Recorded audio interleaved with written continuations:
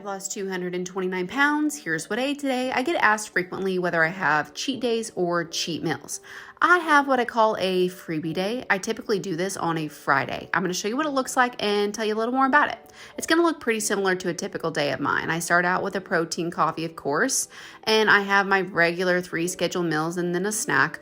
But I had a spinach and artichoke stuffed real good chicken today with a side of cottage cheese, and you have to dip that in ranch and ketchup, by the way. Again, don't knock the combo until you try it.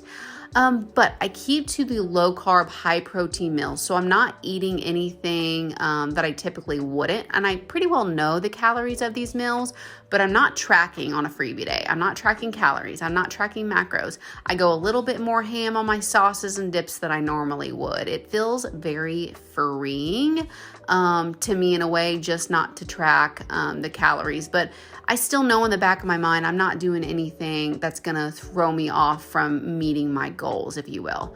Tonight, I made a low carb fried pickle, and I don't know how many calories was in that. And I mopped it up with ranch, and I didn't measure that. And then I decided to make this low carb onion ring. By the way, if you haven't tried that and you're low carb and you love onion rings, it's an absolute must. So delicious. I haven't had onion rings in a long time, and this really hit the spot and helped with that craving. But when I made it, I didn't measure the cheese, so I honestly cannot tell you how many calories is in that.